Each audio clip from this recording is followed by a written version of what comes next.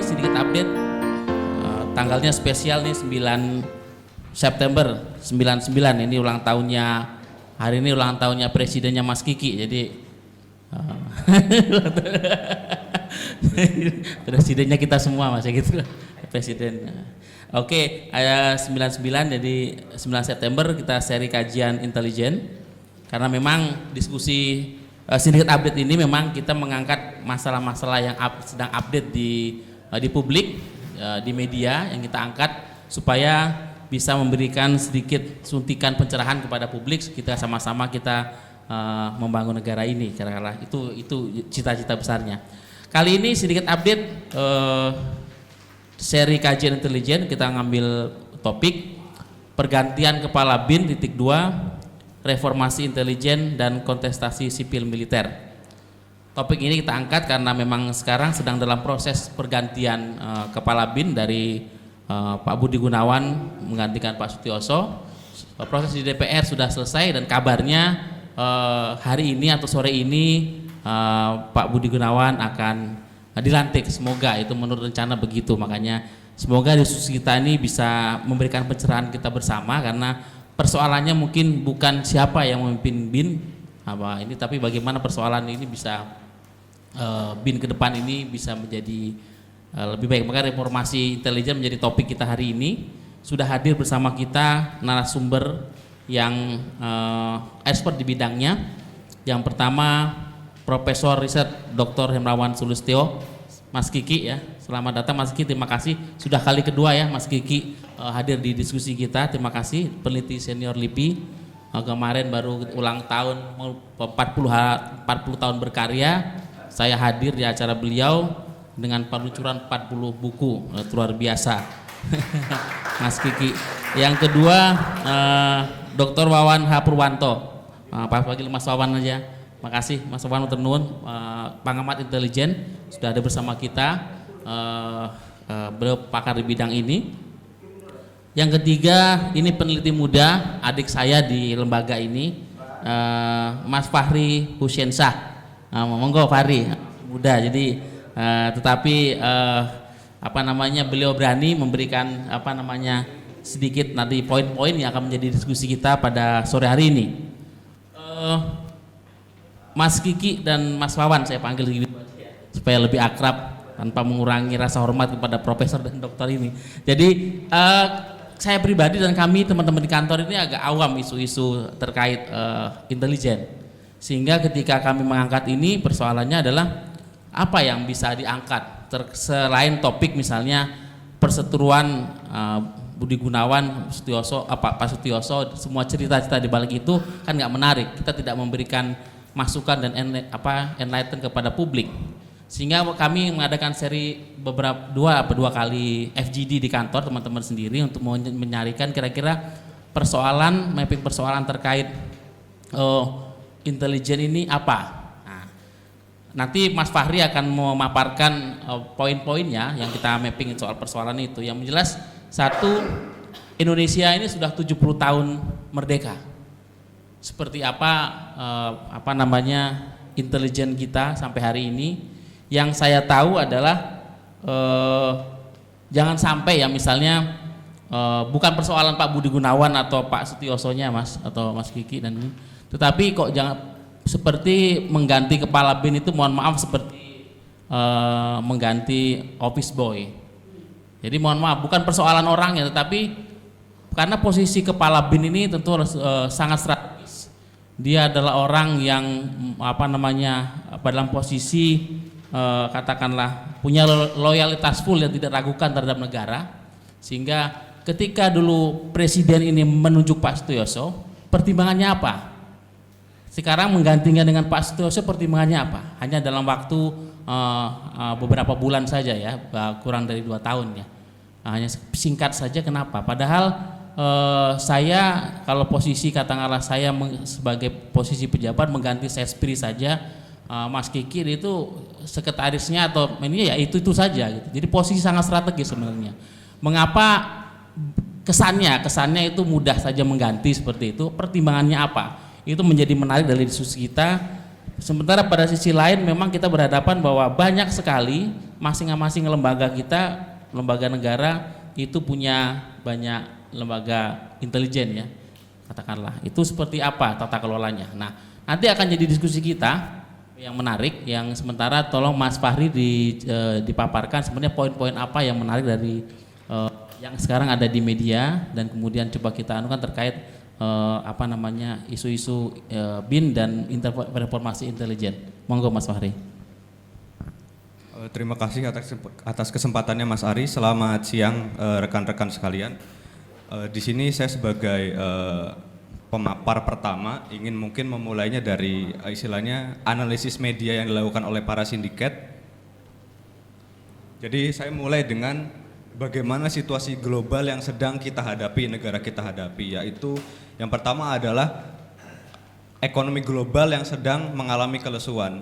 Kita lihat Brexit secara tidak langsung berdampak kepada ekonomi di regional lain seperti misal ASEAN dan lain sebagainya. Kemudian kita lihat krisis ekonomi belakangan di Amerika Serikat, soal suku bunga dan lain sebagainya. Itu secara global sistem kita juga terpengaruh. Kita lihat bagaimana lemahnya nilai tukar rupiah sekarang yang itu sebenarnya pada angka di 13.000 dan tidak pernah beranjak lebih dari situ. Kemudian isu seperti separatisme. Negara kita belum selesai dengan separatisme. Dalam artian kita lihat kerusuhan-kerusuhan di Papua yang memang itu dilatar belakangi oleh lagi-lagi sentimen rasial, keagamaan, dan memang ada peran OPM di situ. Nah, ini menandakan bahwa memang separatisme itu belum selesai, dan juga ada manuver-manuver lain yang sebenarnya ini adalah akarnya sudah lama, kayak RMS dan juga GAM itu sebenarnya masih ada manuver di luar. Nah, itu yang sedang kita hadapi. Kemudian juga instabilitas di kawasan. Kita lihat isu Laut Cina Selatan itu masih belum istilahnya mengalami titik temu. Seolah-olah terjadi adanya kompromi seperti kita lihat di kemarin pertemuan menteri dan pertemuan presiden, tapi sebenarnya itu tidak menyelesaikan masalah dalam artian eskalasi konflik di Laut Cina Selatan, penguatan militer negara-negara yang bersengketa dan berada di sekitar kawasan itu juga istilahnya menjadi penanda bahwa memang Laut Cina Selatan ini merupakan isu kawasan yang sampai sekarang belum tuntas, dan ini juga berpengaruh terhadap Indonesia seperti itu. Terus juga yang kita hadapi sekarang ada situasi liberalisasi. Seperti misal ya, ini tandai dengan banyaknya barang-barang selundupan yang masuk. Itu dari mana? Dari perbatasan. Maka dari itu ada diskursus yang kemudian mewacanakan bahwa intelijen itu harus memperkuat juga pengawasan di perbatasan. Ini memang yang masalah yang kita hadapi ini banyaknya goods smuggling ya, jadi penyelundupan barang dan juga penyelundupan manusia.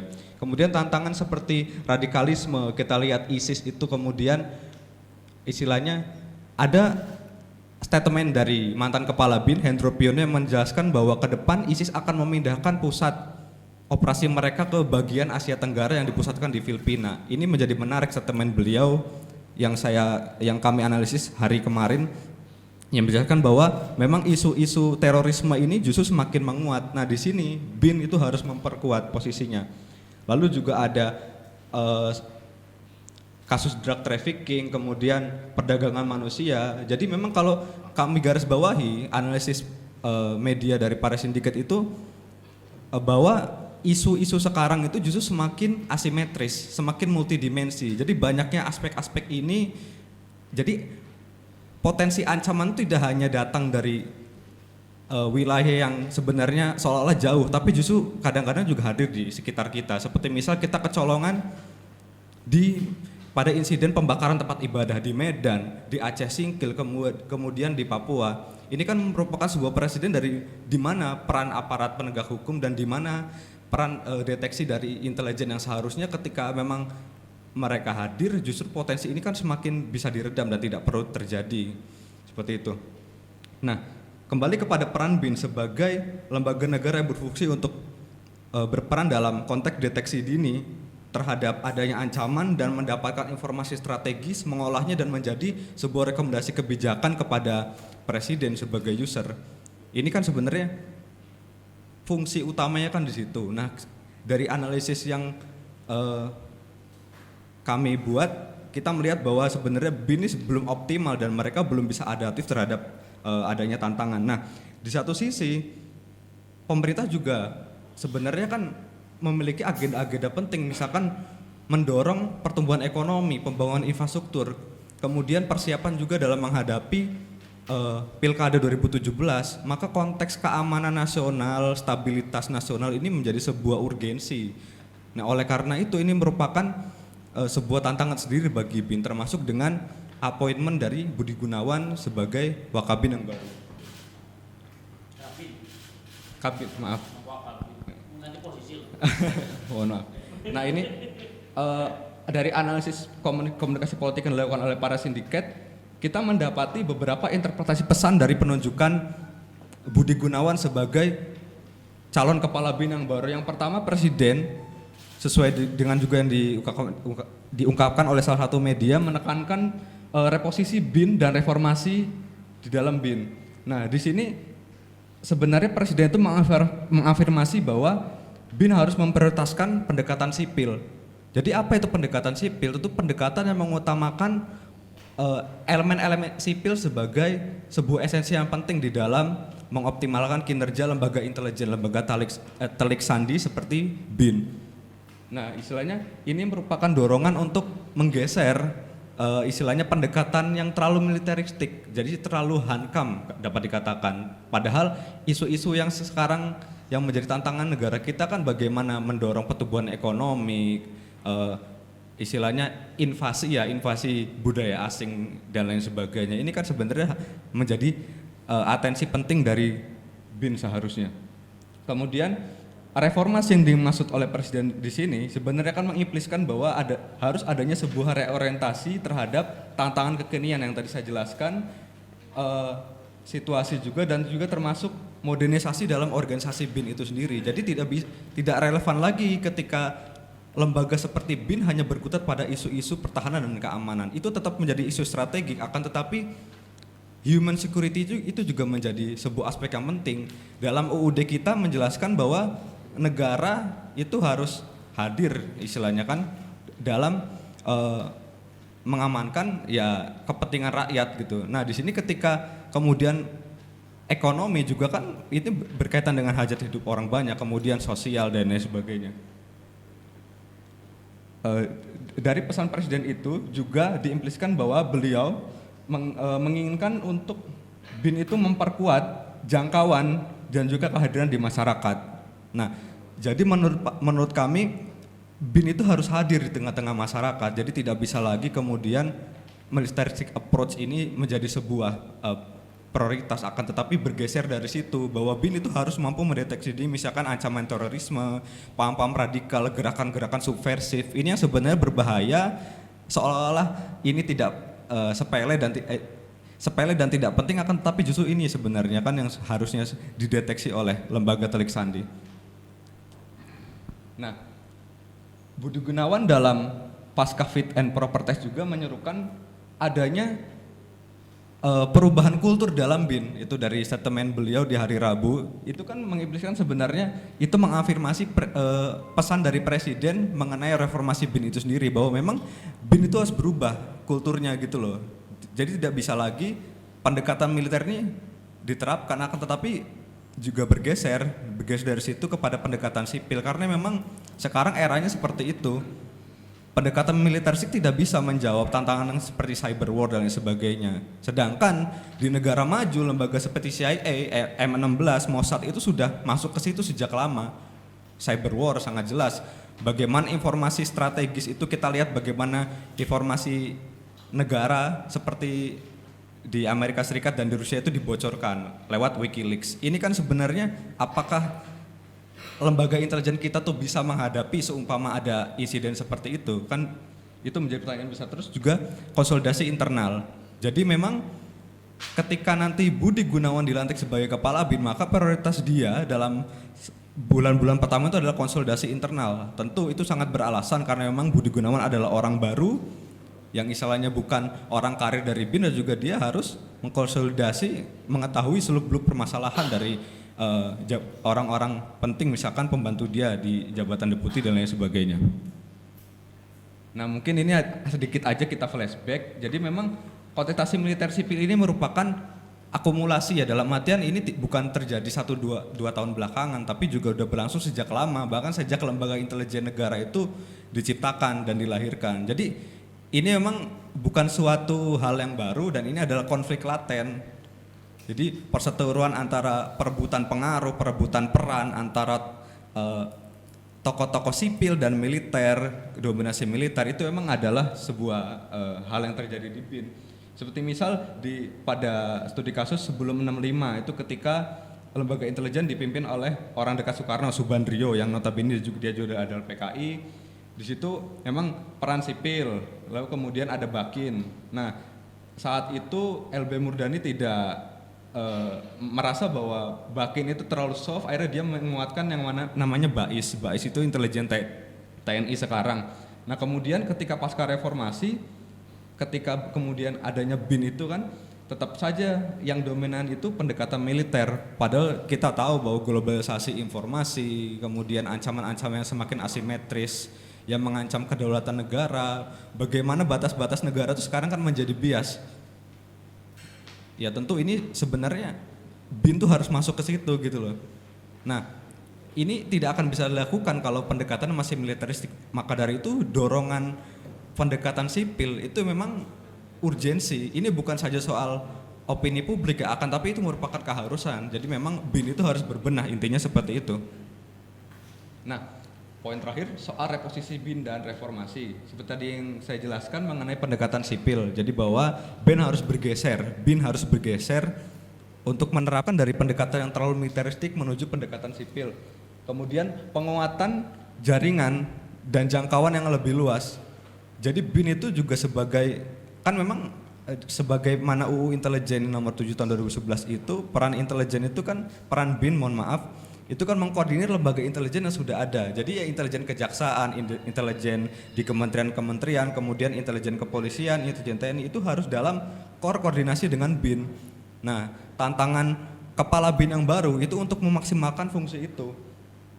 Nah, selanjutnya adalah modernisasi dan profesionalisme. Jelas tantangan yang negara kita hadapi itu lebih kompleks jauh daripada era Orde Baru di mana intelijen itu hanya berkutat pada counter intelligence dan bagaimana mengamankan posisi Orba saat itu.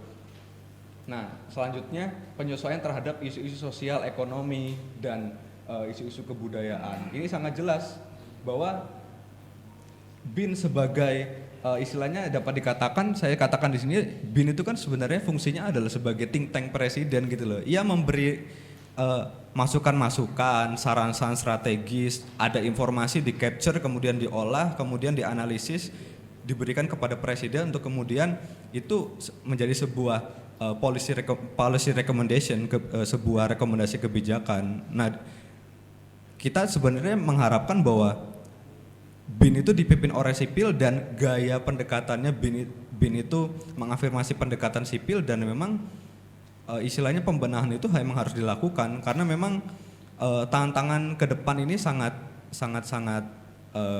asimetris seperti yang saya bilang tadi, semakin kompleks, maka kemudian BIN juga harus terbuka dengan terhadap perkembangan tersebut. Oke, itu saja penjelasan dari saya. Terima kasih. Ya, terima kasih Mas Fahri. Aplaus untuk Fahri. Mas Fahri, terima kasih penjelasannya. Itu poin-poin penting yang coba kita kumpulkan dari beberapa literatur dan isu yang berkembang di media terkait pergantian kepala BIN. Harapan kita Mas Kiki, Mas Wawan, pergantian kepala BIN ini bukan hanya dengan motivasi katakanlah akomodasi politik. Karena persoalannya bukan pada BIN, bukan pada Pak Sutioso atau Pak Budi Gunawan, tapi tolong Mas Kiki berikan pencerahan selama Indonesia merdeka sudah 70 tahun ini Mas Kiki. Nampaknya kalau dari paparannya Mas Fahri tadi dunia sudah everywhere gitu, kemana-mana ada bicara cyber war gitu ya, ada proxy war, tapi nampaknya institusi intelijen kita itu nowhere, jadi nggak kemana-mana dan malah terkesan tadi diskusi kita menarik itu jadi BIN menjadi KB BIN, keluarga besar BIN. Jadi dan itu isu itu adalah bukan ya yang kita lihat sebagai Mas Kiki sebagai intelektual melihat kontestasi sipil militer. Mas Kiki paham betul apa namanya terkait sipil dan militer itu kan harusnya bukan itu persoalannya. Apalagi kalau dari menarik bahwa katanya kan intelligence bukan telik sandi karena ada lembaga sandi negara.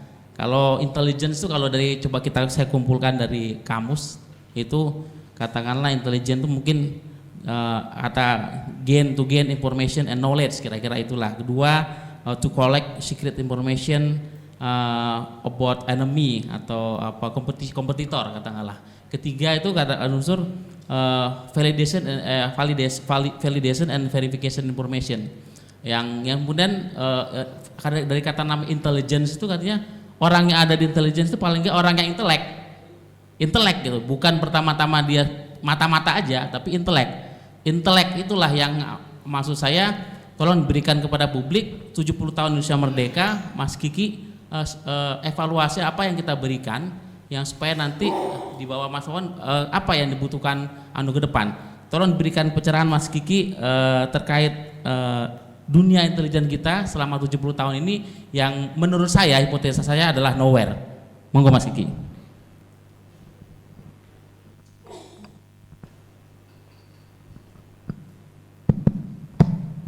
Ya, terima kasih. Jadi saya berkali-kali didatangi, termasuk di kantor saya ada tamu dari mana?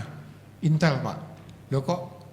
Saya tanya office boy saya, kok kamu tahu Intel? Orang dia bilang saya Intel.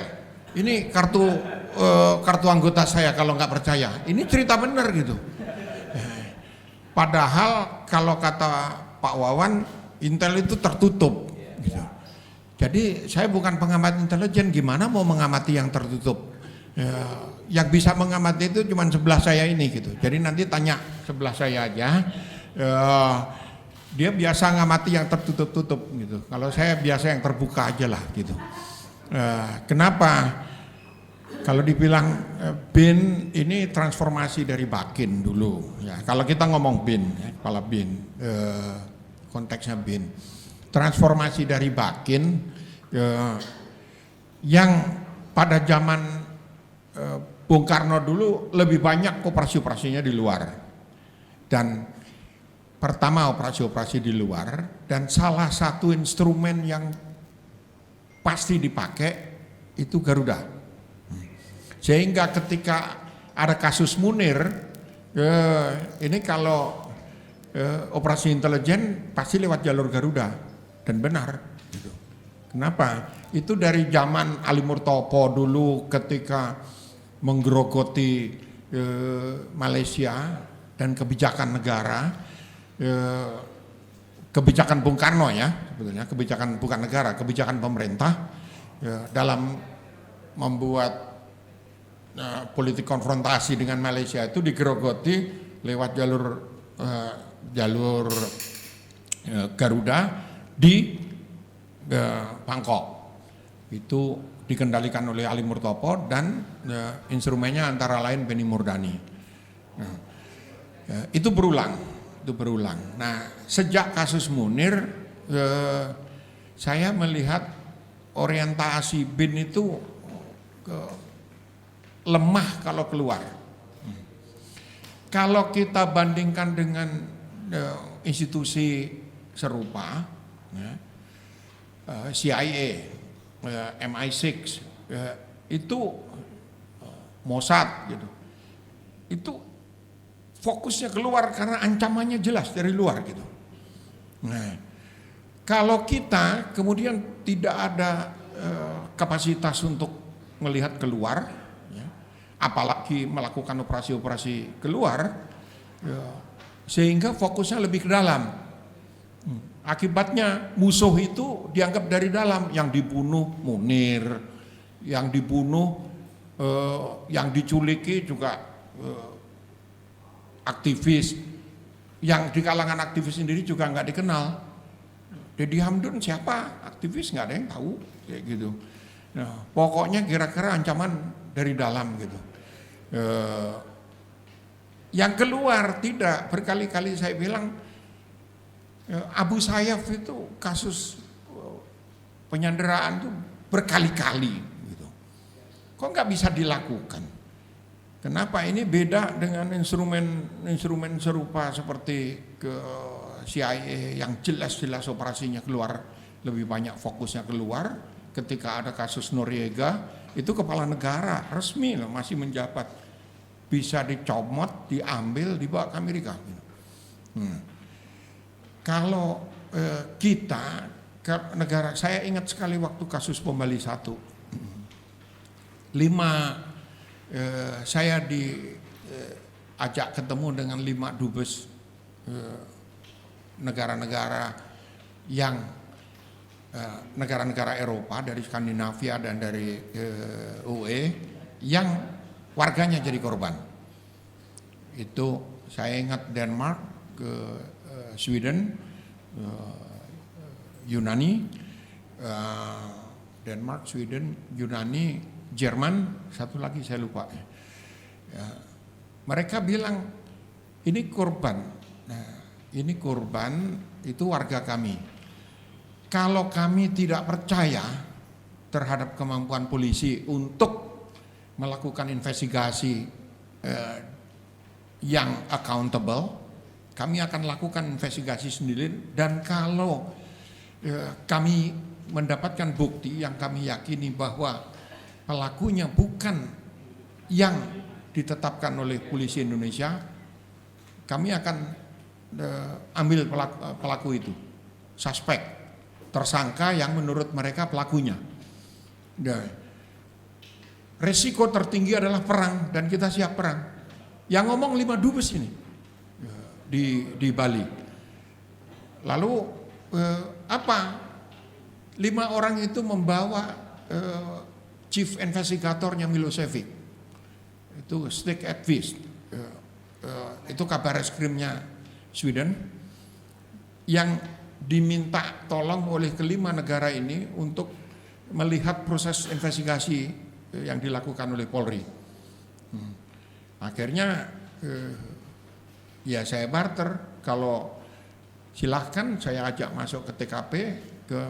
Kenapa saya masuk? Polisi masih bego kan waktu itu, nggak punya duit, nggak bisa investigasi gitu. Nah, saya hanya peneliti. Peneliti itu sama dengan investigasi kriminal. Bedanya kalau investigasi kriminal itu ujungnya adalah pro justisia. Kalau investigasi yang dilakukan peneliti akademik itu adalah produk akademik, buku dan monograf riset. Kalau intelijen itu investigasinya adalah saran kebijakan. Ya. Jadi kalau ada suara intelijen dikasih kewenangan untuk menangkap, itu saya tolak 1000%. Kenapa? Itu bukan fungsi intelijen. Mana?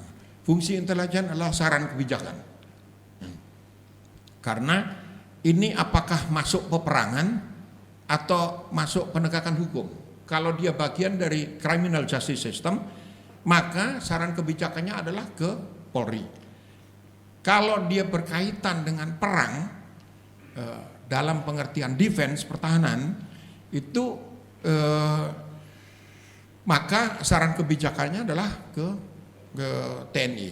Contoh, ini nggak jelas, TNI katanya nggak mau maju persoalan ke Abu Sayyaf itu karena rule of engagement untuk gelar operasi ke sana itu belum terpenuhi karena tidak adanya persetujuan atau dari pemerintah Filipina. Mereka masih bisa mengatasi. Tapi kalau sampai sebulan dan ini berkali-kali didiamkan, perlindungan warga negara itu adalah bukan hanya hak warga negara, tapi wajib bagi pemerintah melindungi itu. Kalau risikonya perang dengan Filipina, harus diambil risiko itu. Nah, saya lihat pengamatan saya dari luar, itu melihat BIN lemah kapasitasnya di sana gitu. Nah, ini tantangan untuk membawa BIN ke depan yang profesional, kata Pak Budi Gunawan, Pak BG ke depan. Nah, ke dalam ada 2 persoalan yang akan dihadapi. Yang pertama adalah internal BIN sendiri. Kalau pengamat intelijen pasti tahu, direktur ini adiknya atau kakaknya deputi. Kemudian unit-unit operasional di bawahnya itu keponakannya, tetangganya istri, semua begitu. Dan ini problem serius karena kapasitas profesional akan turun. Yang kedua itu head to head antara teman-teman TNI dan polisi ini nanti, dan ini tugas yang tidak mudah. Pak Tanto yang dari polisi waktu memimpin BIN tidak selesai tanpa alasan yang jelas, dicopot oleh SBY waktu itu. Salah satunya karena pertarungan internal di dalam antara TNI dan Polri. Nah, ini apakah Pak BG mampu mengatasi itu? Endorsement kalau dilakukan oleh Endro Priyono, mantan kepala BIN yang kakinya masih kuat, bukan hanya kakinya, kudanya masih ada, gitu. Di sana kijangnya Pak Endro masih dipelihara di BIN, gitu. Mudah-mudahan bisa selesai karena pertaruhan untuk soliditas. Solid tidaknya, istilah soliditas ini kan salah ya. Karena diperkenalkan Lemhanas, akhirnya sinergitas, soliditas itu nggak ada. Iya, ini dari mana? Soliditas lalu sinergitas, nggak ada istilah sinergitas itu. Yang pakai cuma Lemhanas, akhirnya diikuti sesko itu. Nah, problem solid tidaknya BIN itu karena bisa jadi pertaruhan bangsa ini. Dimanapun di seluruh dunia, instrumen intelijen pasti menggunakan perangkat-perangkat teknis seperti penyadapan. Jadi meskipun undang-undang masih melarang BIN untuk menyadap misalnya, ya dia nggak jadi BIN kalau nggak bisa nyadap. Jadi tetap aja pasti nyadap gitu. Jadi yang bisa nyadap itu bukan hanya KPK, KPK pun disadap BIN pasti ini. Ini dugaan saya dan saya yakin benar gitu. Kenapa? Kan kita pengamat dari luar gitu. Yang ketiga, instrumen fokus pada Kamdagri, keamanan dalam negeri. Nah, kalau kita lihat visi dan misinya Pak BG, itu tampaknya merupakan kompromi antara vision yang dibawa oleh TNI dengan yang dibawa oleh polisi. Contoh, ya, ada Kamdagri di situ, ada lingkungan internasional, ya, tapi masih ada human security yang kalau di TNI diterjemahkan sebagai keamanan insani, di visi dan misinya Pak BG itu diterjemahkan sebagai keamanan manusia. Ini konsep yang tidak satu kategori. Ibaratnya kita membuat kategori binatang korban antara sapi, kambing, lalu ada pohon pisang karena pisangnya bisa dipakai makan gitu. Jadi nggak satu kategori. Kalau keamanan human security itu konsep yang diambil dari Ogata, Sadako Ogata, karena kasus IDP, internally displaced person, yang tidak terangkum dalam konsep-konsep mengenai refugee, pengungsi. Konsep ini kemudian dikembangkan menjadi fokus perhatian pada keamanan adalah bukan hanya negara. Jadi bukan hanya menyelamatkan negara, tapi juga memberi rasa aman dan mengamankan warga negaranya itu sendiri. Itulah yang disebut human security gitu. Nah, ini dipelintir kemudian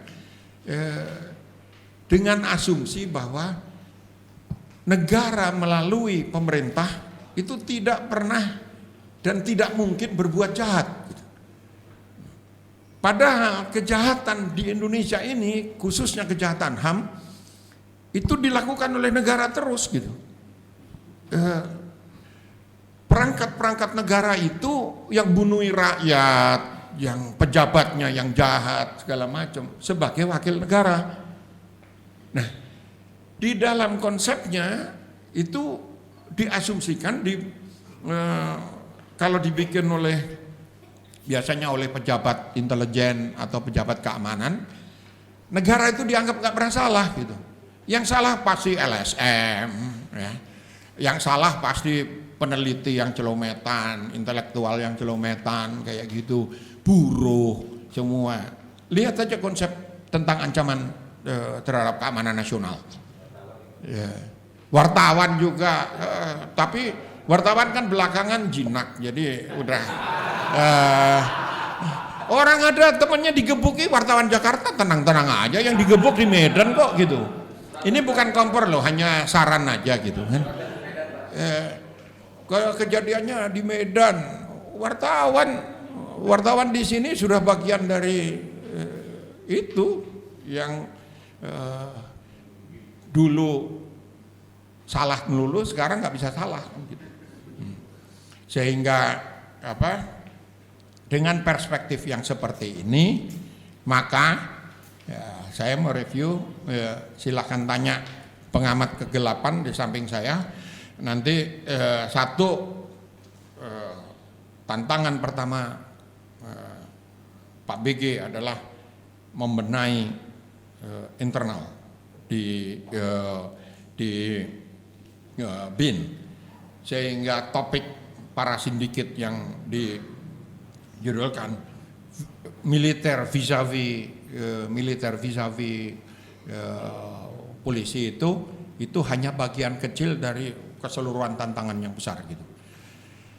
Yang kedua adalah instrumen-instrumen keamanan dalam negeri.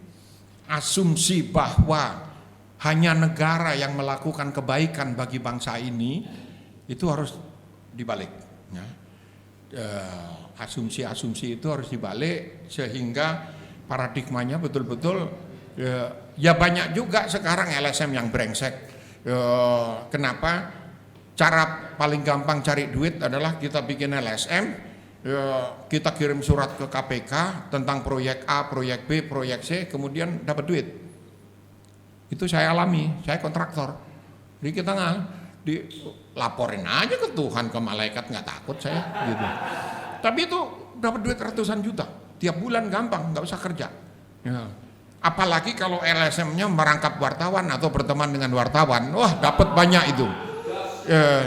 Sehingga modal dimasukin di internet aja itu udah jadi duit. Nah, paradigma atau persepsi ini harus diubah. Yang ketiga tentang keamanan nasional lagi, proyeksi kita kadang-kadang yang dari kalangan civil society itu melihat semua instrumen negara ini jahat, dan sebaliknya mereka yang memegang kekuasaan melihat semua non-government sectors itu jahat. Akibatnya apa? Begitu ada ini sudah ada kecurigaan. Oh ini persiapan untuk pemilu 2019 gitu. Ya. Mungkin iya, mungkin enggak. Ini kan tornya para sindiket seperti itu. Ini persiapan 2019. Nah, para sindiket punya siapa gitu kan? Loh saya cuma nanya, saya nggak tahu gitu.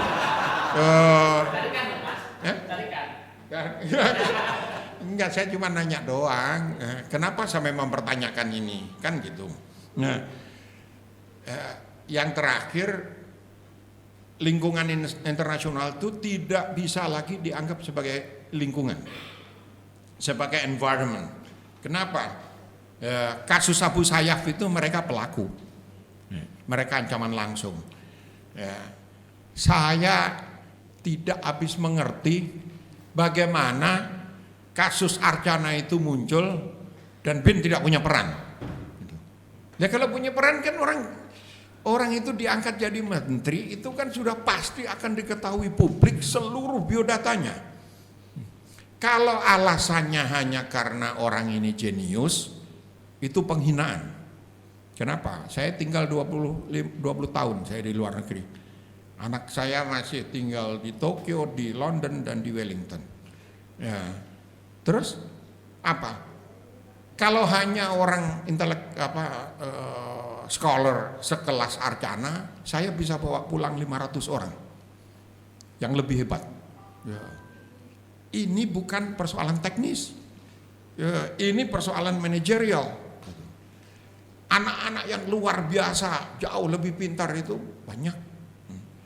Dan kita mau aja dibodohi oleh informasi bahwa oh dia punya paten sekian. Paten itu asal kita daftar belum ada sebelumnya ya pasti diterima. Daftar bayar begitu aja. Saya kalau mau mempatenkan gitu, misalnya itu teman-teman para ini dari penelusuran DNA-nya ternyata campuran antara manusia dan pohon pisang gitu. Nah itu kan saya patenkan bisa gitu loh. Kalau saya monyet kan tuh pelecehan, pohon pisang lah gitu. Bermanfaat banyak soalnya kalau pohon pisang gitu. Nah itu mudah sekali. Kita tidak punya informasi kasus sebelumnya. Kenapa Habibie? Cari siapa yang merekomendasi nama Habibie di Frankfurt. Mungkin orangnya masih hidup nih. Saya kenal tapi saya nggak menyebutin namanya. Nah, kita given for granted. Dibilang begini kita percaya. Hendro Priyono menyebut, wah ini jenius gitu. Ambil dong datanya di ITB, orang dia alumni ITB. Nilainya dulu berapa? Terus sekolahnya kalau di Texas A&M itu memang sekolah bagus untuk perminyakan. Nilainya berapa gitu? Nilai-nilainya. Terus perusahaannya seperti apa? Punya berapa ratus orang? Katanya cuma 3 orang stafnya. Tidak ada perusahaan konsultan yang besar. Omong kosong itu. Nah, ini kan jadi masukan, bisa masukan.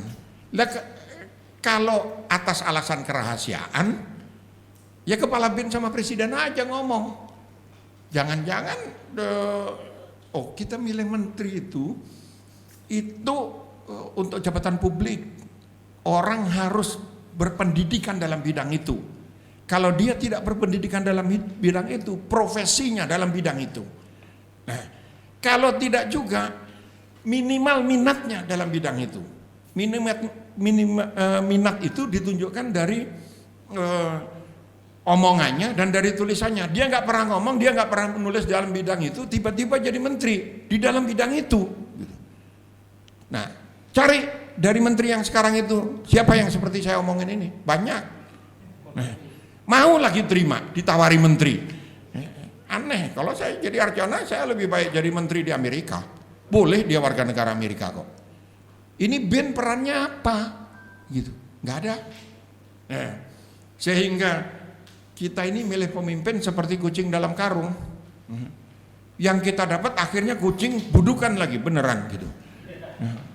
Nah, itu tantangan keluar dan banyak apakah influx dari tenaga kerja Cina yang masuk ke Indonesia itu terdeteksi.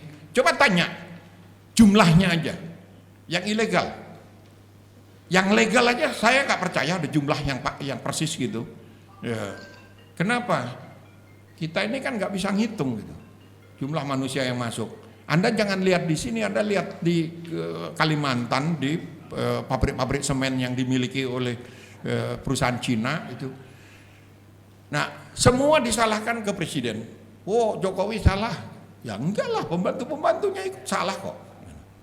Nah, sekian aja. Ya, yang agak susah-susah biar Wawannya. Terima kasih, plus untuk Mas Kiki. Terima kasih Mas Kiki. Ada sekilas tadi sejarah BIN seperti apa dan bagaimana peran-perannya yang di awal sebenarnya lebih banyak keluar, tetapi sekarang justru mutek-mutek di dalam.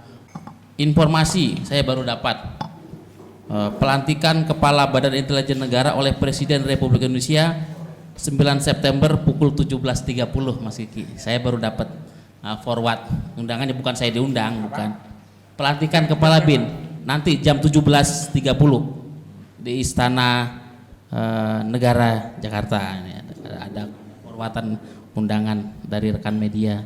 Oke, Mas Wawan Purwanto. Jadi Pak Bega akan dilantik sore ini, dan lewat media diskusi ini mari kita titipkan PR kepada Pak Budi Gunawan ini. Yang pertama, jelas tadi dari diskusi kita, persoalan intelijen kita ini very kompleks, sangat kompleks. Jadi jangan-jangan kita sendiri tidak tahu lembaga intelijen itu harusnya seperti apa. Masing-masing ada banyak badan lembaga negara bikin lembaga intelijen, polisi, kejaksaan, beberapa kementerian, lalu ada KPK juga mungkin fungsi intelijen ya maksud saya. Pertanyaannya, adanya lembaga-lembaga itu kan ini bagian dari sebenarnya reformasi intelijen kita ke depan terkait dengan BIN dan turunannya. Apakah adanya lembaga-lembaga itu konstruktif atau destruktif? Jadi apakah model di negara lain juga seperti itu kita? Karena yang terjadi bukannya lembaga-lembaga tadi saling memata-matai.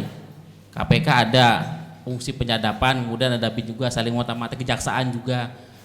Itu apa yang sebenarnya kalau menurut saya kok dari terjadi sampai hari ini kesannya kita dari sisi fungsi keintelijenan itu lebih destruktif ya. Dalam arti bukan fungsi penguatan negara, kenegaraan itu semakin melemah. Saya melihatnya ada semacam pelemahan negara itu seperti paralel dengan pelemahan fungsi intelijen kita.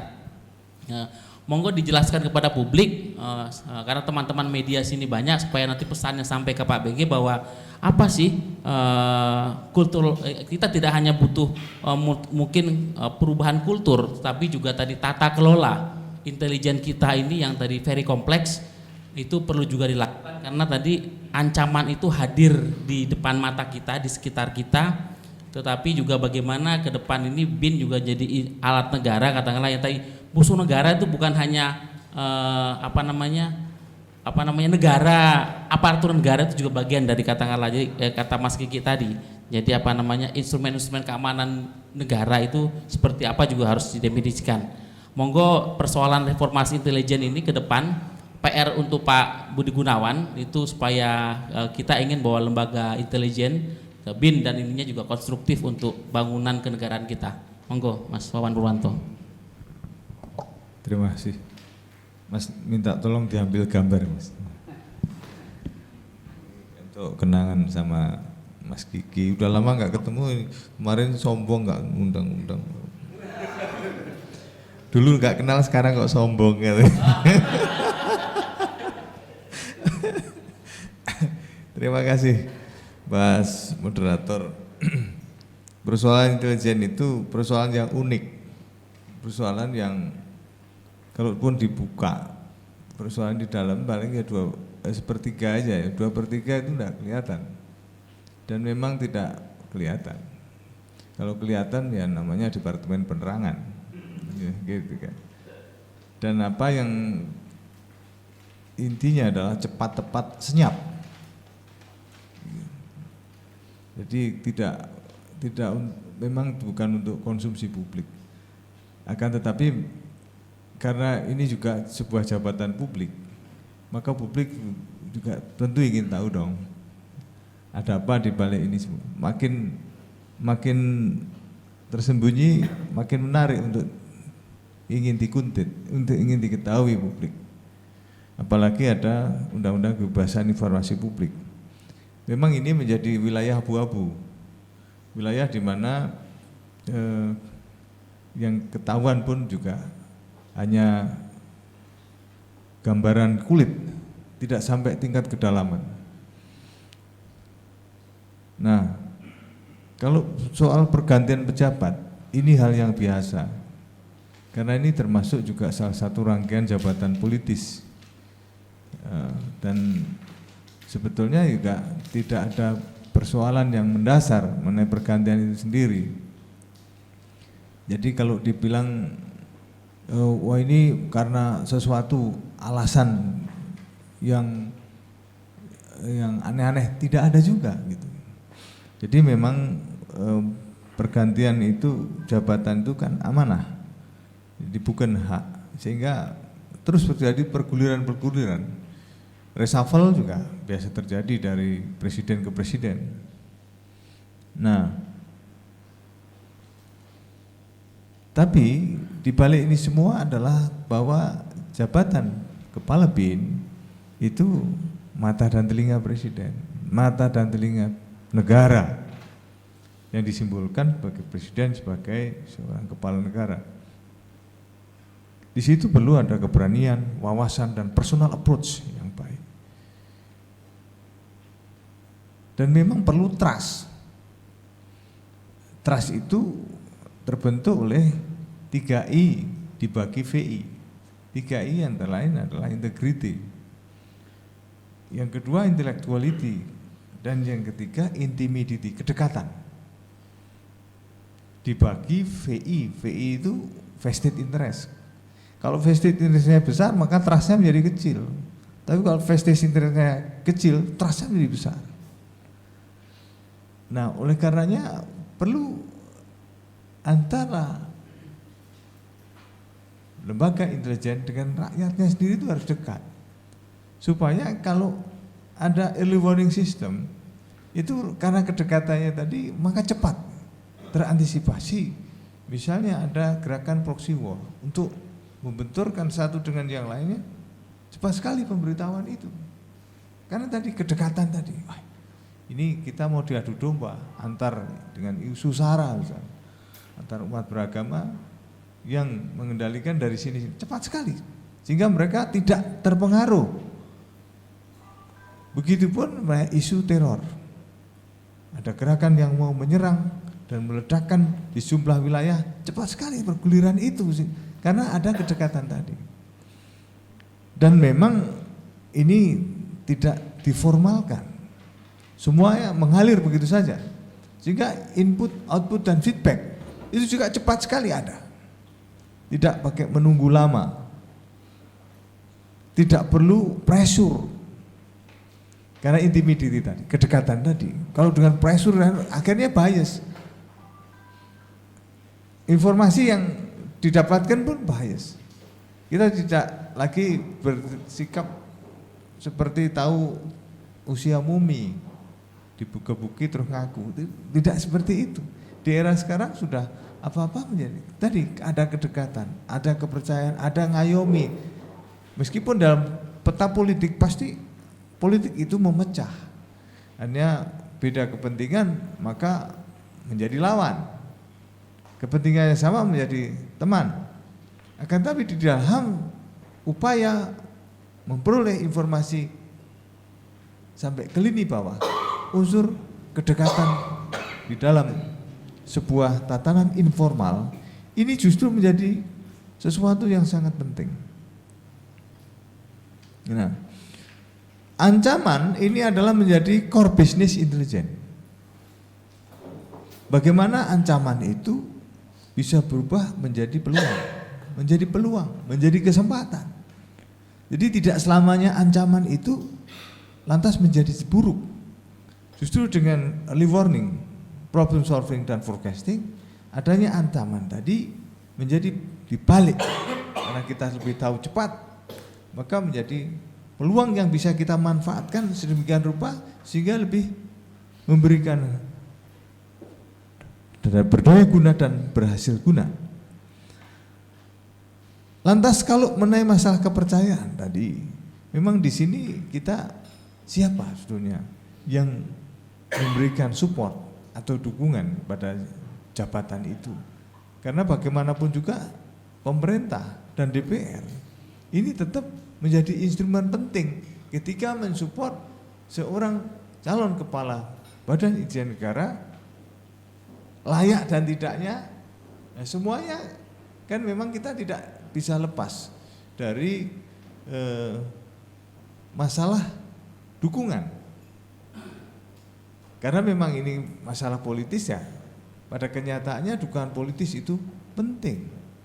Dan pada gilirannya yang jelas bagaimana profesionalisme seorang kepala BIN nanti tentu tampak dari visi misi yang dipaparkan, kemudian rasional tidak apa yang disampaikan tadi. Kalau tidak mesti terjadi bantahan-bantahan dan tentu saja memicu polemik. Tapi di dunia intelijen, polemik itu hal yang biasa. Tidak lantas semuanya linear. Tidak semuanya serba textbook. Tapi justru out box sering terjadi di dalam dunia intelijen.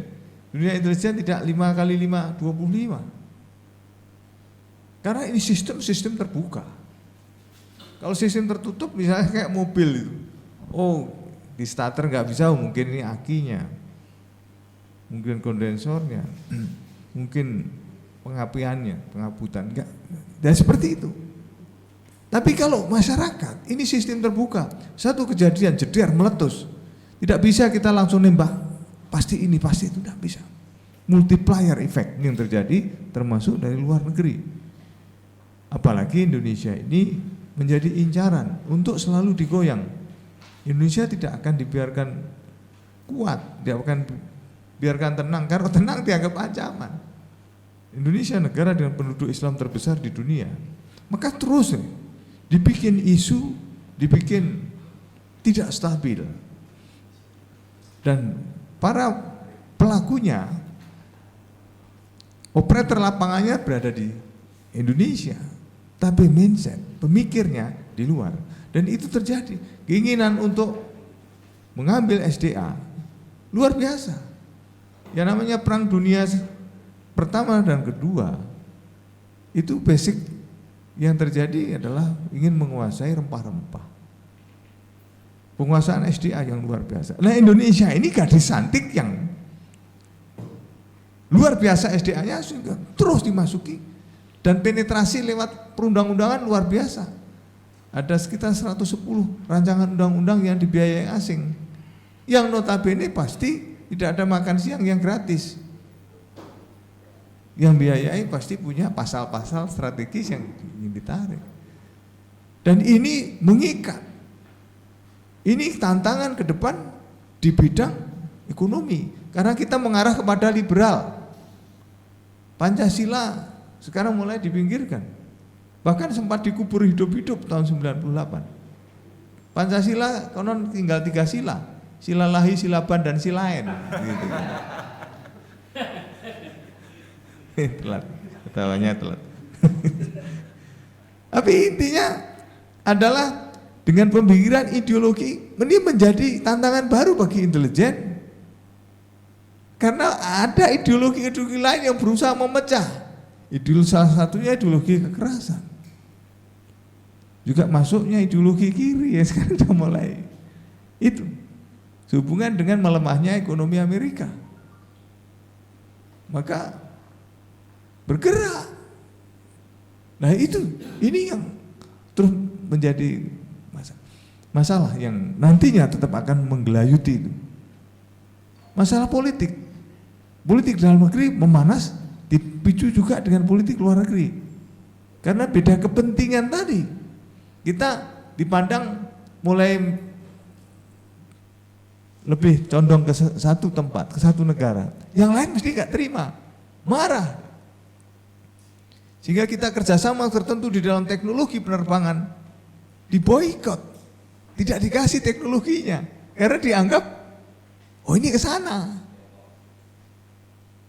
Ini berantakan seperti, sehingga ini yang juga perang ideologi yang juga perang asimetris tadi, seperti di bidang ekonomi jelas sekali bahwa ada upaya pelemahan sektor ekonomi, pelemahan daya beli masyarakat, upaya menghisap yang secara luar biasa SDA tadi dengan ya tentu saja banyak hal yang perlu dibuka mengenai transparansi tadi mengenai SDA. Ini tantangan yang menarik yang tentunya tidak bisa kita tetap harus masuk. Dari sosial, masalah budaya, waduh luar biasa. Justru sosmed sekarang ini menjadi garis depan untuk mengacak-acak dan mengadu domba. Pengaruhnya luar biasa. 88 juta pengguna internet. Dia bisa mengakses di ruangnya, langsung tergerak dia. Karena baca di dalam ruangan tertutup. Tanpa berpikir lagi, dia taklid, telan, lalu itu benar, dia bergerak dengan lone wolf. Bikin campuran-campuran bom. Ini akhirnya tergerak, lihat internet. Itu langsung. Nah, itu contoh di mana semua pikiran-pikiran dunia ini bisa langsung masuk ke rumah-rumah. Pengaruhnya dahsyat sekali. Dari budaya, penetrasi budaya masuk dari suatu negara ke negara lain yang intinya membaur dengan masalah keyakinan, masalah agama. Bisa cepat sekali. Dipelintir sedemikian rupa, dipotong asbabul nuzul, jadi itu. Apalagi orang-orang taklid yang buta itu menganggap bahwa ini pasti benar. Soal keyakinan ini memang susah. Saya dulu putus dengan pacar saya juga karena beda keyakinan. Saya yakin bahwa saya ganteng. Ternyata pacar saya nggak yakin kalau saya itu ganteng. Nggak taunya pacar saya itu rabun. Dan sekarang udah sembuh dan menyesal. Dia bilang, saya pikir Mas Wan itu ganteng. Ternyata ganteng banget. Gitu kan. Saya bilang, lu ganteng, saya tuh ganteng turunan. Kalau pas turunan, kalau pas tanjakan jelek. Kacau ya. Tapi intinya adalah perang yang terjadi asimetris tadi menggunakan instrumen sosial. Benturan antar kelompok, antar sekte, antar agama terus terjadi. Antar golongan yang nanti akan diledakkan sama ini dalam kasus di Jakarta. Pemilu kada itu sudah menjadi incaran utama, dan dia kalau aparat siaga dia tiarap, tapi aparat lagi sibuk dan dia masuk untuk memecah belah. Dari sisi Kamtibmas masuklah dia, berbagai yang namanya narkoba luar biasa untuk menghancurkan secara sistematik. Itu sengaja, bahkan sampai ke anak-anak TK, PAUD sudah dibikin permen kecil-kecil begini untuk membuat dia ketagihan. Intinya supaya dia nanti menjadi pengedar. Luar biasa, itu secara sistematis. Ini ancaman yang perlu dikaji secara mendalam oleh intelijen ke depan. Masalah teroris jelas, teroris itu by design. Kita jelas secara terbuka dibenturkan sana sini, cap tertentu, bahkan donasi. Donasi luar biasa. Nah, masalah pertahanan keamanan jelas ingin. Siapa sih yang tidak ingin Indonesia ini pecah belah? Ada agendanya seperti itu. Upaya pelemahan dan tidak ingin alutsista kita kuat itu ada terus menerus. Oleh karenanya perlu suatu antisipasi kirpat dari intelijen di perkiraan cepat. Begitu ada seperti ini tak langsung bergerak. Ada seperti itu langsung bergerak. Kecepatan ini ditunggu. Betapa sulitnya memerintah tanpa adanya dukungan informasi intelijen. Itu pun diucapkan oleh Presiden George Bush. Betapa sulitnya. Karena apa? George Bush sendiri beberapa kali diberi laporan data-data yang sudah lampau. Sehingga akhirnya kebijakan yang diambil leset. Perang panjang yang luar biasa terjadi, dan nyata ini menguras luar biasa ekonominya hingga menuju ke titik nadir. Tidak ada satupun negara yang kuat perang dalam tempo panjang karena begitu mahalnya. 15 miliar dolar per minggu, udah mabuk aja itu. Nah sekarang utangnya lebih dari 200.000 triliun rupiah negara adidaya. Kita 4.000 triliun saja berasa, dia 200.000 triliun. Sehingga akhirnya penyerbuan ke Suriah juga dipimpin oleh Prancis, menyerbu ke Libya juga dipimpin oleh Prancis, tidak oleh negara adidaya lagi. Dampaknya Prancis kena imbasnya, disikat di negerinya. Ada intelijen Prancis yang tergalang di Suriah. Akhirnya justru membeli jalan bagi masuknya serangan di dalam negeri Prancis. Sampai ke Belgia dan sekitarnya. Ini tantangan bagi intelijen Indonesia juga supaya tidak terjadi split personality. Agen-agen ganda. Luar biasa pengaruhnya. Oleh karenanya perlu ada suatu pembinaan sehingga terstruktur oleh kepala intelijen baru, termasuk juga SDM-nya. Dan kita sadari SDM ini menjadi penentu. Kita sekarang ancaman banyak di negeri sebelah muncul Abu Sayyaf. Sekarang ini Presiden Filipina datang ke sini bersama Menhannya. Presiden Filipina berani secara terbuka melawan negara adidaya. Secara terang-terangan mengatakan Presiden adidaya anak P. Itu udah berani terang. Kok pengedar langsung dor seperti zaman Petrus. Gemetar. Karena memang Duterte ini dikenal dari sejak di Davao itu orang seperti itu.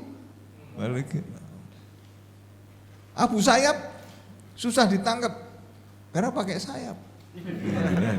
Agak susah gitu. Susah pakai sayap. Tapi sekarang setelah dibombardir berapa ratus tewas, tinggal sekitar 100 orang. Karena di Duterte seperti itu, dilawan terus, eksekusi, gitu. Dia seperti itu. Cuman kita lihat sampai semana nih dia punya nyali untuk seperti itu terus. Ada masanya, Mas. Ini di Thailand juga seperti Sinawat itu juga waktu awal juga mengeksekusi banyak. Akhirnya terjadi pembalikan. Karena memang di situ ada kepentingan yang masuk lewat kartel-kartel narkoba. Dia tidak diem. Makanya nyali seorang pemimpin, termasuk pemimpin intelijen ke depan, ini sangat dipertaruhkan. Karena ini membuat sebuah keputusan strategik yang akan ditelurkan oleh pemerintah. Dasarnya adalah laporan intelijen tadi, laporan A1, cepat, tepat, senyap.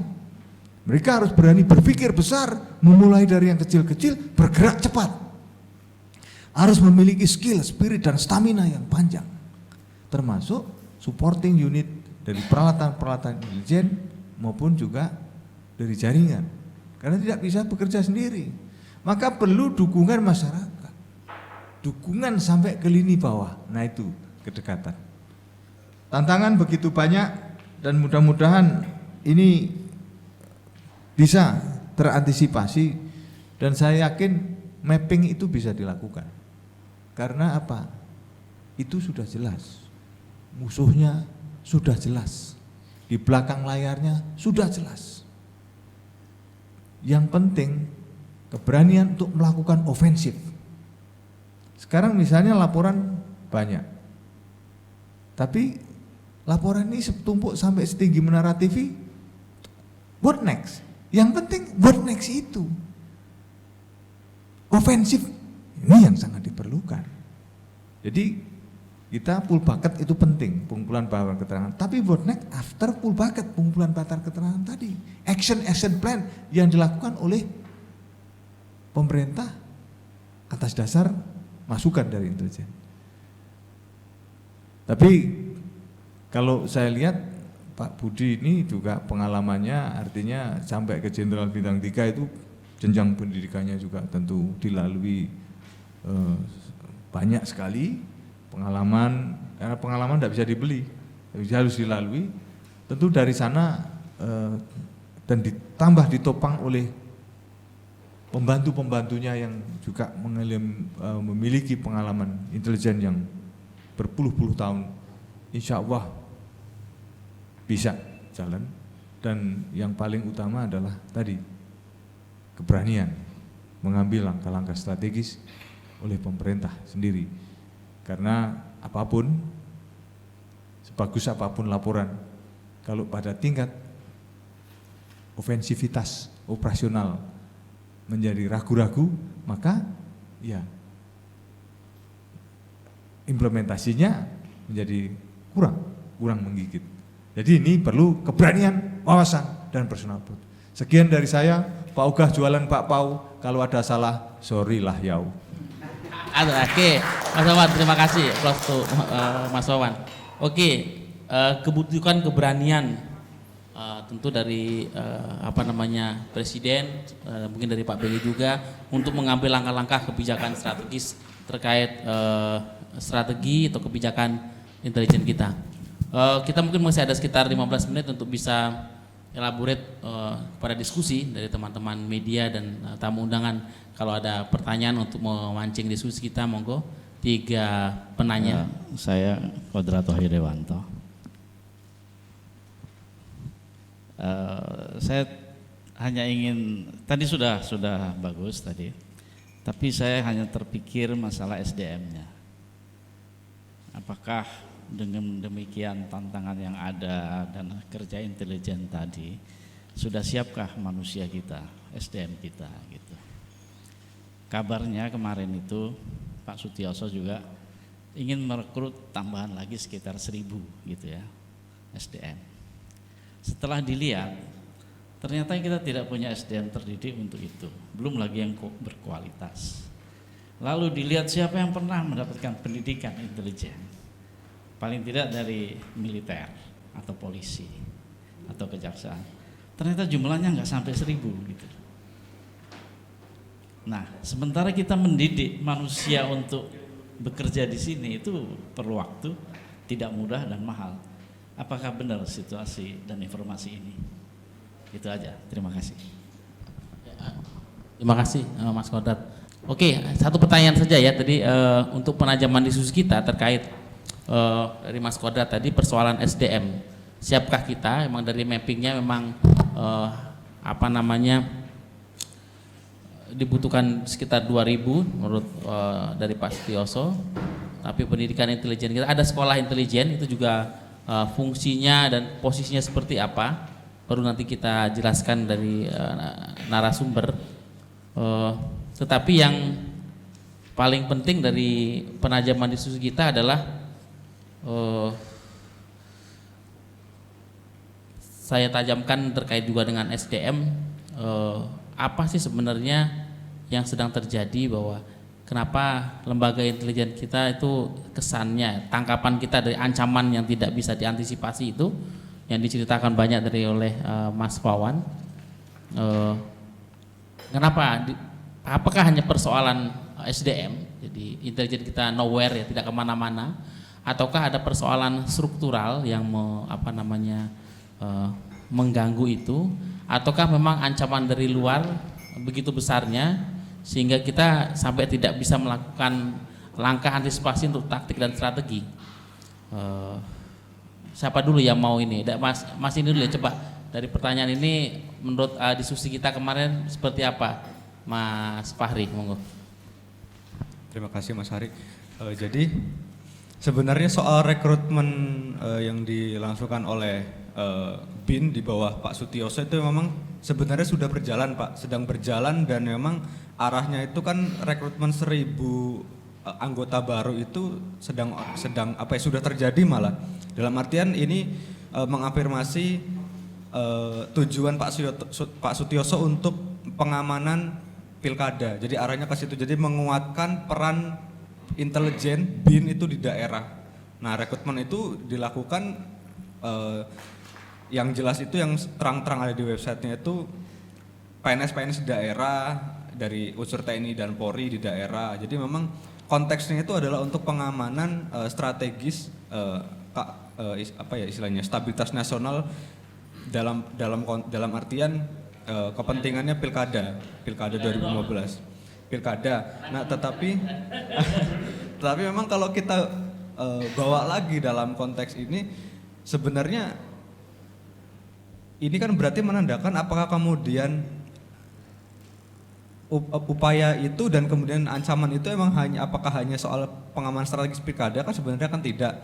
Nah di sini seharusnya memang tidak hanya soal rekrutmen BIN itu, tapi juga dia transformasi organisasi, modernisasi organisasi. Seperti misal tadi kalau kata Prof Kiki kan apa ya istilahnya di BIN itu anaknya, cucunya, kerabat-kerabatnya itu dibawa semua untuk jadi intelijen. Nah ini kan sebenarnya kan kalau dalam konteks manajerial organisasi ini nggak baik gitu loh, dalam artian profesionalisme itu kan meluaskan daripada itu. Jadi ukuran key performance index, kemudian kinerjanya dia dan perluasan rekrutmen itu harus lebih jauh. Kalau perlu pengusaha-pengusaha yang istilahnya dia itu mengemban kepentingan ekonomi itu direkrut, cendekiawan-cendekiawan itu direkrut.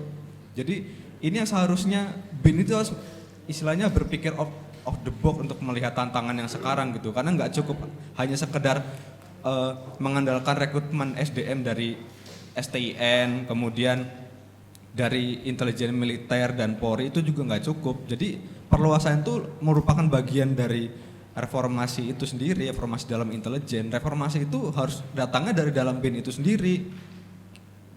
Suara-suara sipil seperti LSM, seperti tempat kajian itu hanya sebagai istilahnya pemantik aja kepada diskusi publik. Tapi sebenarnya urgensinya itu kan adalah reformasi intelijen. Mungkin kita melihat bahwa rekrutmen itu merupakan bagian dari itu, tapi itu hanya bagian kecil aja. Sebenarnya lingkaran besarnya itu ya reformasi itu harus dilangsungkan dengan mendorong BIN itu dalam penataan organisasi mereka. Jadi mereka harus berbenah, karena ini penting mengingat peran strategis, kondisi kekinian yang memang multidimensional dan banyak sekali tantangan ancaman, bahwa ancaman itu datangnya dari tengah-tengah kita. Kita nggak pernah menduga bahwa ternyata ada juga vaksin palsu yang kemudian meledak jadi isu itu kan, isu vaksin palsu, kemudian perdagangan manusia. Ini kan hal sebenarnya bisa diantisipasi kalau memang intelijen kita itu berfungsi dan istilahnya koordinasi itu juga berjalan dengan baik. Jadi sebenarnya kalau dianalisis dari konteks UU intelijen itu by ordernya sudah baik gitu loh. Tinggal kemudian maksimalisasi, optimalisasi dari peran-peran itu, peran koordinasi dan penguatan. Nah di sini menjadi sebuah urgensi sebenarnya konsepsi. Jadi calon kepala BIN itu juga harus mempunyai visi BIN ini mau dibawa kemana. Jadi nggak cuma hanya sekedar penempatan aja, pergantian aja, tapi juga harus punya visi, misi dan juga pengaruh di situ. Karena memang BIN ini ya seperti tadi kata Pak Awan bergerak secara senyap, tepat, ya seperti itu. Karena sebagai mata dan telinga presiden, maka policy recommendation, saran-saran kebijakan yang secara direktif langsung dilaporkan kepada presiden ini akan berpengaruh terhadap bagaimana kebijakan pemerintah itu akan dibawa kemana gitu loh. Jadi inilah BIN dan ini yang harus dilakukan. Jadi tidak hanya sebatas soal rekrutmen saja untuk menguatkan apa yang ada di depan aja misalkan pilkada, tapi harus lebih jauh dari itu, harus lebih advance daripada itu. Mungkin itu tanggapan. Iya, makasih Mas Fahri. Dari pertanyaan soal apa sumber daya manusia ini, Mas Wawan, sebenarnya kalau kita harus urut apa namanya prioritas kan di masalah BIN ini, BIN sebagai lembaga yang unik, permasalahan yang sangat kompleks, ancaman multidimensi, asimetris, tapi juga ada problem internal dan apa namanya tata kelola hubungan koordinasi yang juga perlu kita tata. Sebenarnya kalau kita mau ranking, persoalannya apa yang harus kalau kita harus memberikan sebuah rekomendasi kepada presiden dan kepada Pak BG, ini loh Pak, aku mungkin apa SDM dulu, apa tata kelola, koordinasi, persoalan masalah internal, sekuennya seperti apa? Kalau saya boleh mengatakan apakah pendidikan, persoalan SDM lalu apa yang sebenarnya persoalan real yang kemudian kalau itu harus diselesaikan jadi sequence bisa jadi solusi untuk perbaikan BIN ke depan. Monggo Mas. Ya, terima kasih. Sebetulnya itu berjalan paralel karena masing-masing kediputian kan memiliki tugas pokok dan fungsi yang juga jalan setiap harinya. Masalah SDM ini menjadi salah satu fungsi dari pers ya, personalia. Kemudian dari sisi operasi itu menjadi tanggung jawab dari unit kedeputian operasional, baik operasional di dalam maupun di luar negeri, termasuk juga unit kontra sudah paralel yang dilakukan oleh kedeputian kontra. Dan mengenai rekrutmen yang 1000, di sana juga nanti tentu ada verifikasi pendidikan lagi bagi yang sudah mengalami atau melalui pendidikan intelijen. Tentu akan ada refreshing kembali, tapi tidak memulai dari nol toh. Tapi kalau yang memang belum, maka harus memulai dari awal untuk ada pendidikan kembali mengenai intelijen. Apalagi isu-isu strategis itu selalu bergerak, dinamis, tidak monoton ya, yang ada itu. Kalau waktu jelas ya, membentuk seorang intelijen yang paripurna perlu waktu panjang dan mahal ya, karena pendidikannya tidak hanya di dalam tapi juga di luar negeri. Dan ini ada suatu penjenjangan dan kualifikasi ya, tertentu. Jadi ada grade-grade tertentu ya, yang mesti dilalui oleh seorang agen atau intelijen menuju ke arah intelijen yang paripurna, hingga dia menjadi seorang case officer, dia menjadi seorang yang pada jalur-jalur pemimpin operasi. Ini perlu kualifikasi pendidikan tertentu dan pengalaman tour of duty dan tour of area yang panjang. Apalagi menyangkut kejiwaan. Kasus yang terjadi di Prancis, di mana intelnya sendiri berubah pikiran, ini menjadi satu tantangan tersendiri bagi bagaimana tes psikologi itu bisa diulang secara berkala, sehingga tidak terjadi seseorang yang ada guncangan-guncangan tertentu dia ditugasi di dalam tugas yang berat. Jadi memang mereka SDM-nya harus kuat, bekerja di bawah pressure tinggi. Kesehatan jiwa menjadi salah satu tolak ukur yang luar biasa. Kalau seorang yang kesehatan jiwanya tidak lulus, ya tentu tidak layak untuk menjadi seorang agen. Ya karena dia tentu berbahaya ketika dia menerima tugas yang di bawah pressure tinggi, di bawah, karena selalu bertabrakan dengan risiko. High risk, high return, gitu. Siapa berani mengambil risiko tinggi, returnnya juga tinggi. Gitu. Bahkan memang SDM ini tidak mudah. Kita tidak bisa langsung ayo aja, yang penting ayo daftar masuk, daftar, tidak bisa begitu. Karena memang harus ada 9 kualifikasi item yang harus hijau semua. Kalau tidak memenuhi itu ya out, tak bisa. Salah satu item nggak masuk aja sudah jangan itu, karena sangat berisiko. Apalagi menyangkut masalah pemeriksaan kesehatan. Kesehatan ini sering tidak kasat mata, jadi blunder yang luar biasa. Mengapa ISIS mengeksekusi seseorang anggotanya yang terlibat AIDS?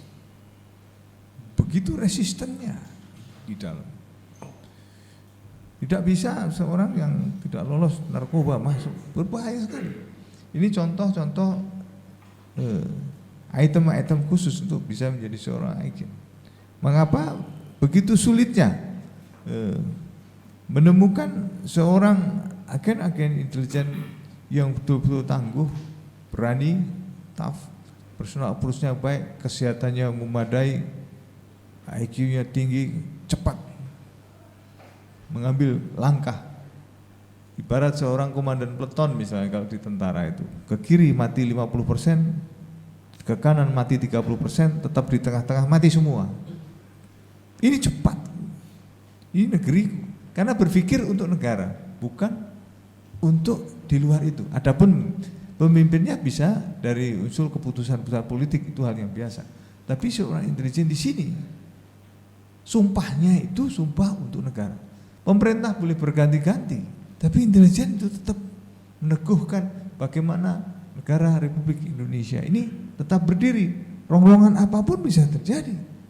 Garis-garis besar yang disampaikan oleh pemerintah maupun bisa berubah. Akan tetapi penjaga gawang dari integritas bangsa, intelijen ini tetap harus punya rel. Kalau tidak, mati lawak. Kenapa kita justru menjadi negara yang terjajah selama 30 tahun, sementara pada zaman Majapahit kita menjadi penjajah seluruh dunia. Kita penjajah sampai ke Madagaskar. Filipina ada Jalan Nambi. Jalan Nambi itu adalah nama lain dari Gajah Mada. Sampai ke Mongol kita sikat. Penjajah wahid, nomor wahid Gajah Mada. Tapi begitu Gajah Mada tidak ada, justru kita berbalik menjadi negara yang terjajah selama 3,5 abad. What next? What do with the intelligence action at that time? Ini kelengahan dari intelijen waktu itu. Nah, ini bisa terjadi terulang kalau kita tidak pandai memilah-milah dari apa yang menjadi core bisnis intelijen yang berupa ancaman tadi.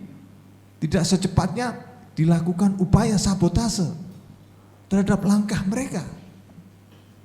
Maka perlu tadi seorang SDM Intel yang tangguh, punya keberanian, punya wawasan, dan punya personal approach yang baik. Personal approach itu menentukan karena dia akan memperoleh informasi-informasi kelas A akibat dari personal approach-nya tadi.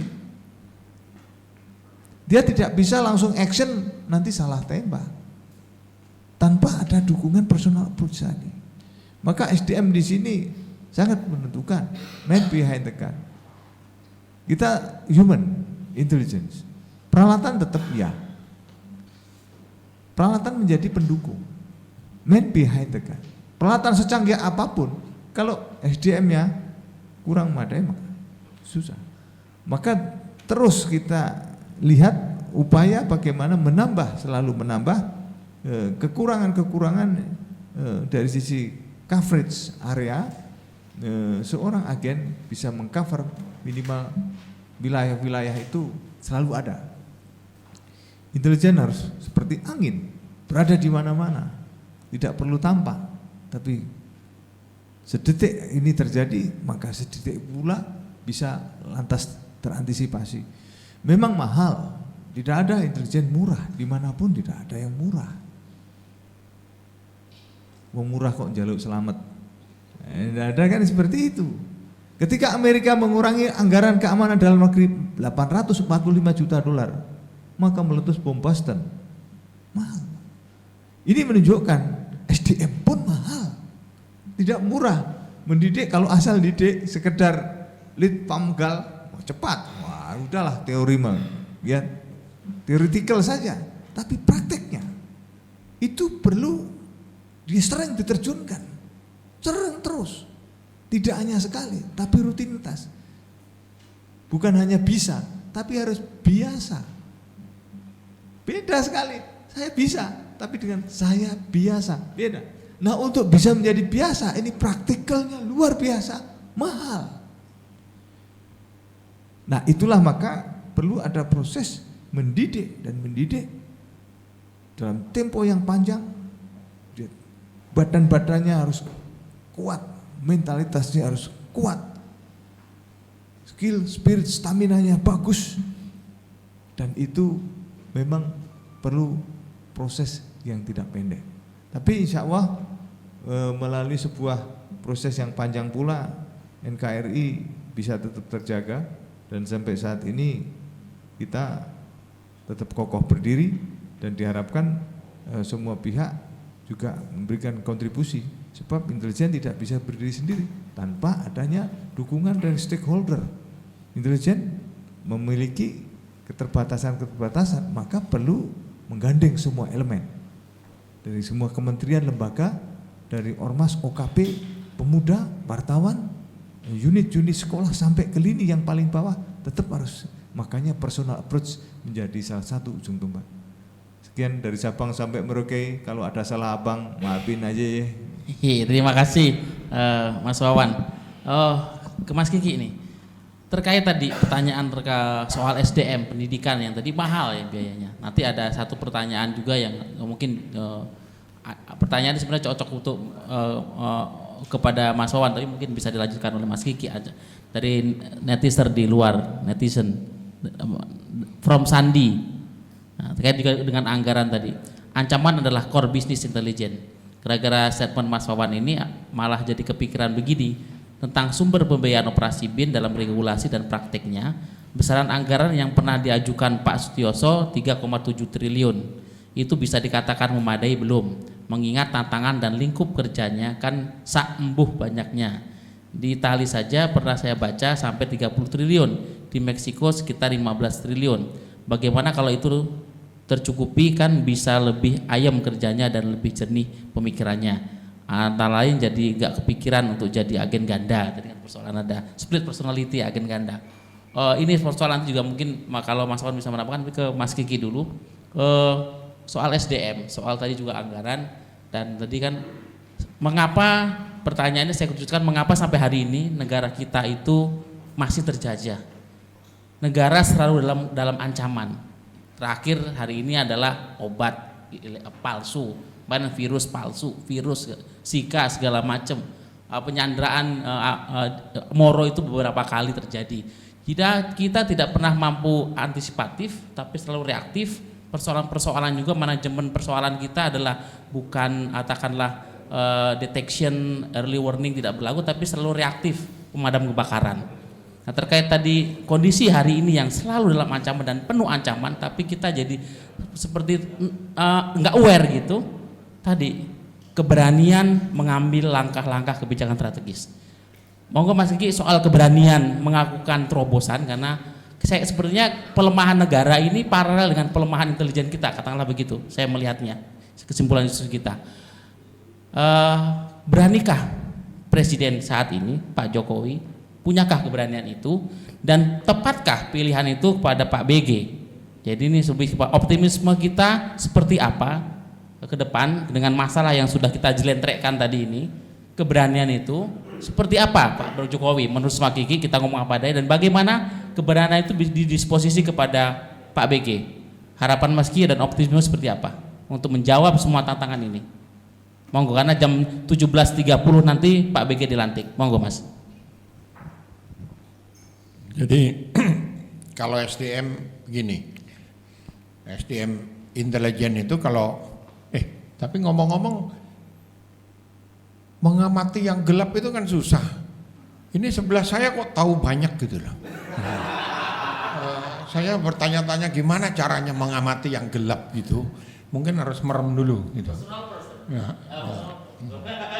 Nah, karena kalau SDM 1000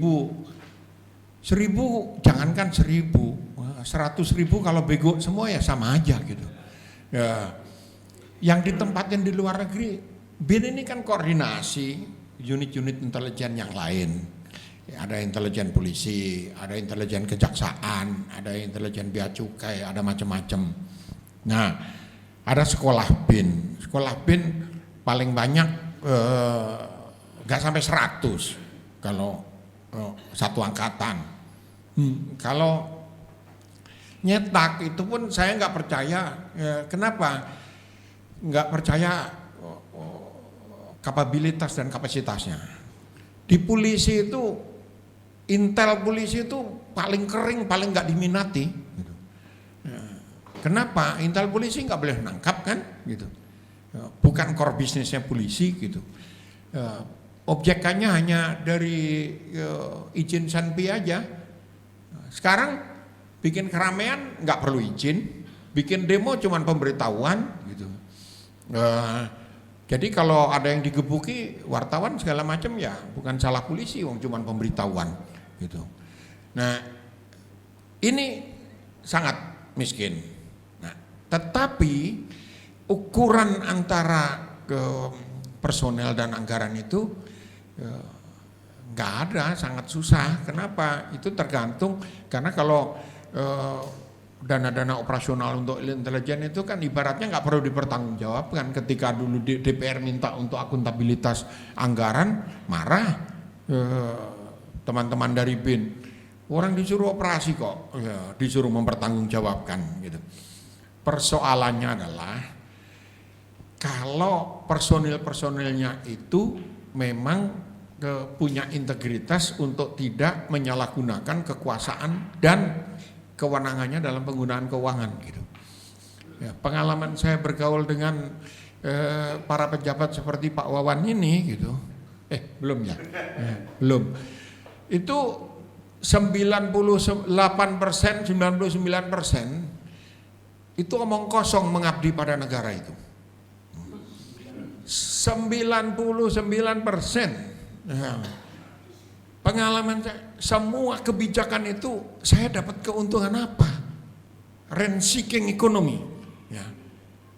Kebijakan mulai dari proyek, mulai dari semua keputusan-keputusan perizinan segala macam itu. Otaknya tuh saya dapat cuan berapa gitu di situ. Sementara ruang ini kalau diisi dengan tidak perlu akuntabilitas seperti intelijen itu menjadi sangat berbahaya. Gitu. Menjadi sangat berbahaya karena ini uang publik ya, dan tidak perlu dipertanggungjawabkan, bahkan tanggung jawab pelaksanaannya pun tidak perlu. Itu saksi kuncinya Munir sampai hari ini nggak bisa dipanggil kok. Kita baru ngomong penyalahgunaan di level operasional di bawah lah ya, belum yang di atas. Pak Harto itu sudah disediakan kursi di ruang sidang di Kementerian Pertanian. Kan kalau sudah disediakan, sudah dipanggil, ya berarti sudah cukup kan. Perkara Pak Harto salah atau tidak itu perkara lain. Nggak mau datang alasan sakit dan sampai setahun lebih itu masih hidup kok. Dan November nanti akan dijadikan pahlawan nasional dan wartawan diam saja gitu. Saya heran gitu. Ya, sehingga apa? Ruang akuntabilitas itu tidak ada. Nah, jadi jumlah personel itu, yang personel B-nya kan sebetulnya dibandingkan yang lain-lain tidak banyak, ya, tidak cukup banyak lah. Tetapi Korbinda BIN itu mengkoordinasikan juga wilayah-wilayah lain. Nah, Pak BG mudah-mudahan pengalamannya di polisi punya manfaat banyak. Kenapa? Polisi itu sekarang hampir 440.000 organisasi dengan personil yang terbesar di Indonesia, tetapi dengan struktur yang bukan komando karena dia civilian police. Civil police adalah non kombatan. Artinya apa? Tidak ada struktur hierarki komando itu. Atasannya polisi adalah hukum. Atasannya polisi bukan komandannya. Kalau siap dan, ada istilah siap dan itu karena sisa-sisa masa lalu. Sehingga orang heran, kabar reskrim 2 kali loh. Masih dinas aktif ditangkap. Nggak ada itu di tentara. Nah, karakter ini di BIN, kabin yang baru harus bisa memadukan. Kenapa antara karakter yang sipil dengan yang militer? Kalau operasi-operasi di luar negeri, misalnya, ya itu masuk ke ranah sebelah, ke ranah militer karena ini adalah national defense, bagian dari national defense, sehingga kalau ada operasi militer, operasi intelijen dalam konteks keluar gagal. Kasus Osman Hamid dulu tahun 69 ketangkep menyelundup di Singapura, meledakkan kapal di Singapura, ketangkep dihukum mati. Ya itu resiko. Katanya kalau personil intelijen itu kalau sukses bukan pahlawan, kalau gagal nggak tanggung sendiri, nggak ada namanya gitu. Dan orang masuk ke dinas intelijen itu nggak bisa keluar lagi, tidak bisa keluar, tidak boleh keluar. Nah, saya pernah ketemu orang bule, bahasa Inggrisnya bagus di sini. Dia pegang paspor 15 paspor asing yang semua sah. Bagaimana dia bisa masuk ke sini? Sementara kita di Filipina nggak tahu apa-apa gitu. Kita di Thailand tidak tahu apa-apa, yang ditempatin di luar negeri nggak bisa bahasa Inggris. Iya banyak itu. Daripada di sini jadi LO. Kalau kita terima kartu nama dari kedutaan asing, jabatannya adalah spesialis, itu pasti Intel. Nah, kita enggak gitu, intelligence section, gitu. Jadi kalau ngumpulin data gitu kemana-mana, saya Intel, tolong kasih saya data gitu.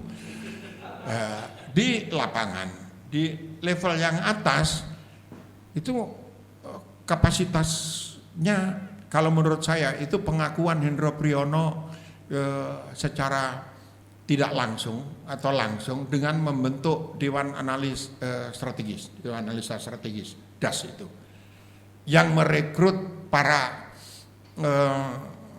analis dari luar yang tidak pernah dididik jadi BIN, jadi intelijen, jadi Intel, lalu jadi dimasukkan sebagai anggota DAS, Dewan Analis Strategis. Untuk pertama kali juga zaman dia, BIN punya juru bicara. Waktu itu Yahri, Mohyar Yara gitu. Saya heran kenapa bukan Pak Wawan aja jadi juru bicaranya, lebih tahu. Yahri mana tahu, dia lawyer gitu kan. Nah, ini sulitnya apa? Ke dalam itu pikirannya gimana cari proyek yang tidak perlu dipertanggungjawabkan, kan begitu. Dan ini yang terjadi. Terus didik bagaimana? Cuma 60-70 orang, yang lain nggak begitu berminat. Kenapa? Nggak ada rezekinya. Semua itu bisa diatasi kalau orang itu punya komitmen pada bangsa ini. Omong kosong, tanyalah semua orang yang kenal pejabat. Pikirannya pasti, kalau ada kebijakan, saya atau kelompok saya dapat berapa ini? Atau dapat bagian apa? Rent seeking ekonomi itu, ekonomi pemburu rente itu terjadi di semua sektor, bukan hanya di sektor ekonomi, di sektor sekeping-keping kekuasaan gitu. Godaan pada saya luar biasa, godaan pada apalagi pada Wawan, pasti sering ditawari kan. Kalau saya ngambilnya hanya 5% lah gitu dari semua tawaran. Yang 95 bagian dia gitu kan. Omong kosong kalau enggak. Dan susah kita itu menahan. Makan susah, apalagi kalau aktivis. Kalau pengamat mah gampang. Deketin aja selesai. Besok statementnya berubah. Nah, kalau kembali ke SDM, komponen-komponen ini yang tidak bisa atau tidak mampu diberdayakan oleh BIN selama ini. Polisi itu luar biasa. Pada generasi Tito yang sekarang ini, misalnya dia PhD, tidak ada polisi sekolah umumnya di luar terus seperti dia. 2 masters dan SSPM-nya di luar sampai PhD-nya. Sekolah bagus semua. Anda boleh cek Massey University, Anda boleh cek PhD-nya dari NTU Singapura. Dia didampingi oleh 5 PhD lagi, 5 doktor. Pembantu di sekelilingnya polisi semua, ini doktor semua. UI, UNER, mayoritas dari UI. Jadi kalau kebijakannya salah, salahkanlah orang UI. Gitu. Iya, didik dokter yang salah. Nah, problemnya mampu nggak Pak BG memanfaatkan ini gitu. Di kejaksaan banyak dokternya gitu, beli kan gitu. Nah, loh, di semua kementerian, di polisi yang beli-beli generasi itu udah pada pensiun. Ya. Awalnya pada beli dokter, master gitu, beli semua. Saya tahu siapa belinya, di mana, harganya berapa gitu kan.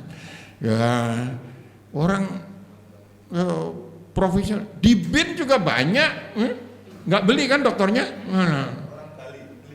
Beli. Ya,